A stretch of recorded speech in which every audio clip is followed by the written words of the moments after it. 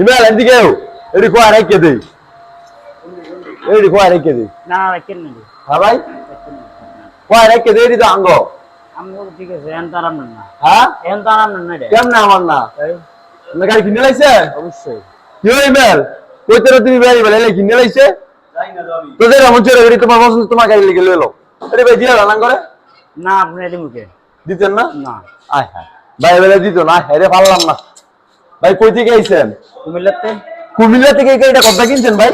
৫৫,০০০ ৫৫,০০০ টাকা আপনি গাড়ি বেচে লাইলো আমার দিলেন না দুটো এটা নাম্বার করা গাড়ি কাগজপত্র আছে গাড়ি জি কই কাগজপত্র দেন কি যে আছে কো